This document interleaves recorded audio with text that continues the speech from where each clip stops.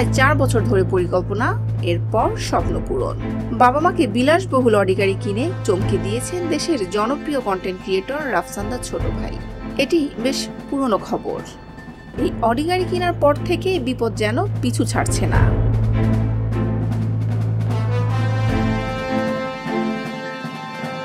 এরই মধ্যে নানা সমালোচনা হয়েছে। অনেকেই প্রশ্ন তুলেছে, পড়ালেখা করে জীবনে সফল হওয়ার চেয়েও সহজ কন্টেন্ট ক্রিয়েটিং পেশা।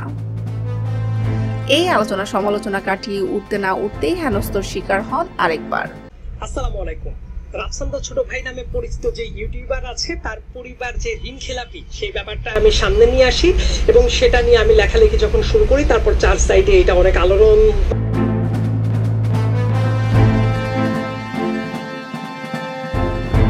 যেখানে তার বাবার বিরুদ্ধে কোটি টাকার ব্যাংক ঋণ পরিশোধ না করার অভিযোগ উঠেছে।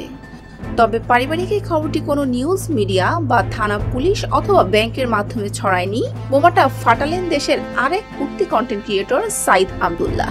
তার একটি ফেসবুক স্ট্যাটাসে মুহূর্তে ছড়িয়ে পড়ে খবরটি।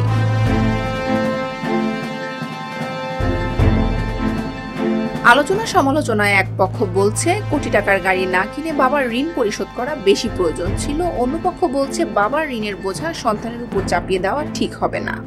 এই নিয়ে সোশ্যাল মিডিয়ায় তুমুল বিতর্ক।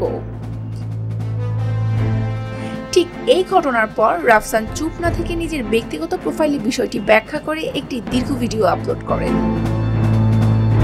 তবে রাফসানের ওই ভিডিও নিয়ে মোটেও সন্তুষ্ট নন সাইদ আব্দুল্লাহ এবং পাল্টা ভিডিওর মাধ্যমে জানান দিলেন আরো কিছু তথ্য। সেখানে তিনি উল্লেখ করেছেন রাফসান সবাইকে ভুল আবেগঘন বার্তা দিয়ে খোঁড়া যুক্তি দেখিয়েছেন। সাইদ আব্দুল্লাহর ওই ভিডিওর পক্ষে এবং বিপক্ষে নানান গুঞ্জন কথাবার্তা চলছে। এরপরই ভ্রাম্যমাণ আদালতের তল্লাশি চালিয়েছে রাফসানের বাজারজাতকৃত ড্রিঙ্কিং পণ্যের উৎপাদন কেন্দ্রে। ব্লু লিচি ড্রিঙ্কিং ইলেকট্রোলাইট, যা জনগণের জন্য অস্বাস্থ্যকর বলে অলরেডি জব্দ করেছেন। এই ব্লু লিচি ইলেকট্রোলাইট ড্রিঙ্কিং পণ্যটি বেশ কিছুদিন আগে রাফসান বাজারজাত করেন। এ নিয়ে জনগণ বা ভোক্তার এখন পর্যন্ত কোনো অভিযোগ আসেনি। সুতরাং টক অফ দ্য টাউনে আছেন এখন রাফসানদার ছোট ভাই এবং সেই সাথে সবার আরেকটি প্রশ্ন, কে এই সাইদ আব্দুল্লাহ? এই পুরো বিষয়টার সত্যতা কতটুকু? বিস্তারিত জানবো তার আগে প্লিজ সাবস্ক্রাইব করে নিউজ মিডিয়ার সাথেই থাকবেন। রাফসানের মূল নাম ইফতেখার রাফসান, যার বয়স 26 বছর। তার বয়সী তরুণদের অনেকেই এখনো সেশন জোটে আটকে পড়ে পড়াশোনায় শেষ করতে পারেনি, যেখানে টিউশনি করে অনেককে পরিবারকে টাকাও পাঠাতে হয়। অনেকে চাকরির পরীক্ষা দিতে দিতে হতাশাগ্রস্ত। অনেকে বিসিএস এর স্বপ্ন দেখে এখন গ্রামে গিয়ে প্রাথমিকের মাস্টারিকেই বেছে নিয়েছে। তাদের পক্ষে বাবা মাকে এভাবে চমকে দেওয়া তো দূরের কথা, স্বপ্ন দেখাও দুঃসাহসী ব্যাপার। সেই দুঃসাহসী কাজটাই করে দেখিয়েছেন রাফসান। একটি অডি গাড়ি উপহার দিয়েছেন বাবা মাকে। গত 5 এবং 6 মে নিজের ভেরিফাইড পেজে গাড়ির সাথে একটি পারিবারিক ছবি যুক্ত করে দুটি ভিন্ন পোস্টের মাধ্যমে এ তথ্যের জানান দেন দেশের জনপ্রিয় এই কন্টেন্ট ক্রিয়েটর। তবে গাড়িটি যেই সেই গাড়ি নয়, জার্মান কোম্পানি অডির গাড়ি। ইউরোপ আমেরিকায়ও এই গাড়ি বিলাসবহুল গাড়ি হিসেবেই দেখা হয়। বাংলাদেশেও খুব কম মানুষের কাছেই এ গাড়ি আছে। 2019 সালের BRTA সরবরাহ করা তালিকায় বাংলাদেশে অডি গাড়ি ব্যবহারকারী ব্যক্তি মাত্র 27 জন। তাই তো সোশ্যাল মিডিয়াতে সমালোচনার ঝড় উঠে গিয়েছে। পেশায় একজন চিকিৎসক, তার ভাষ্যমতে পড়ালেখা করে কি হবে? পড়ালেখা শেষ করে ডাক্তার হয়েও তো অডি গাড়ি এই বয়সে কেনা সম্ভব নয়। রাফসানদা ছোট ভাই তার বাবাকে অডি কার গিফট করলো, আর ওইদিকে আমার এক বড় ভাই বাসে করে BSMMU-তে অ্যানকোলজি রেসিডেন্সি করতে আসে। আসলে কি ভাই, লেখাপড়া আমার কাছে এখন ওভাররেটেড লাগে। সম্প্রতি তোহার রহমান নামে এক সামাজিক যোগাযোগ মাধ্যম ব্যবহারকারী তার ফেসবুক ওয়ালে এমন পোস্ট দেন। এটি ব্যাপক ভাইরাল হয় এবং এক ধরনের বিতর্ক তৈরি করে যে প্রাতিষ্ঠানিক পড়াশোনা ও চাকরির চেয়ে কন্টেন্ট ক্রিয়েটর হিসেবে সফলতা বেশি নয় কি? বর্তমানে এই প্রশ্নটা এতটা চর্চা হওয়ার পেছনে আরেকটি কারণ আছে। ঠিক একই সময়ে দুটি বিলাসবহুল গাড়ি কিনে ফেসবুকে পোস্ট দিয়েছিলেন দেশের আরেক জনপ্রিয় কন্টেন্ট ক্রিয়েটর সালমান মুক্তাদির। সেখানে তিনি ক্যাপশনে লিখেছেন, এভাবে ফেল করতে থাকলে আপনার ছেলে রিক্সা চালাতেও পারবে না।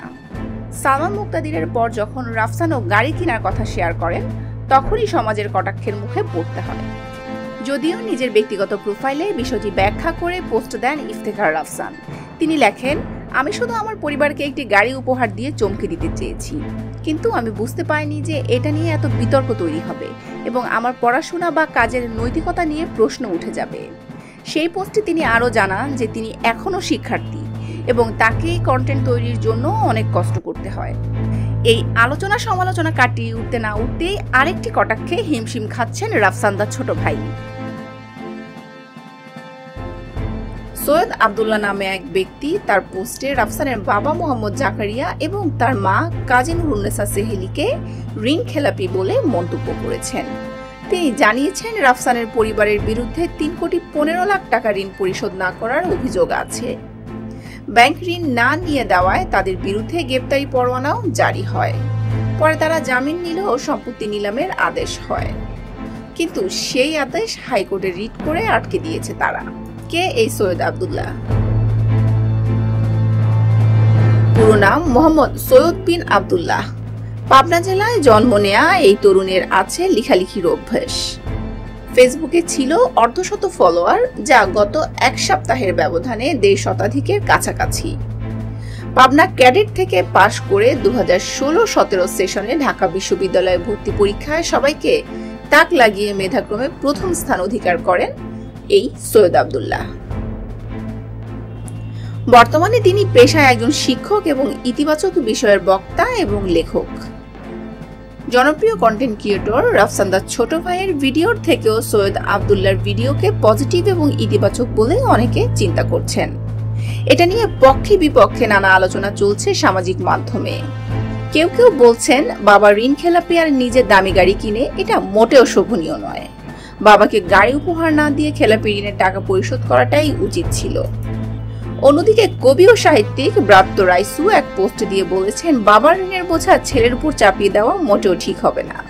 তিনি বলেছেন রাফসানদা ছোট ভাইয়ের প্রতি আপনাদের ঈর্ষার কোনো কারণ দেখি না। অডি গাড়ি কিনেছে ইনফ্লুয়েন্সার হয়ে, তো তার বাবার ঋণ খেলাপি কিনা এটা লইয়া আপনারা কেন লেগে পড়েছেন?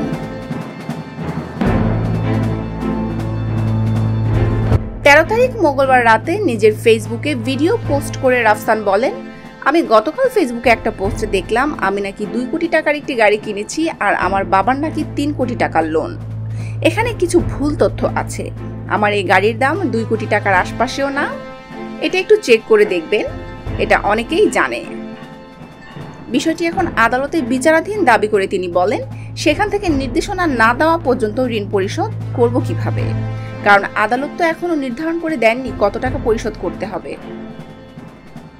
এই কন্টেন্ট ক্রিয়েটর বলেন, আপনি আমাকে বলেছেন আমি একজন সন্তান হয়ে কেন ঋণ পরিশোধ করছি না। আমি বলতে চাই আমার ভাই ও আমি যথেষ্ট ভালো সন্তান।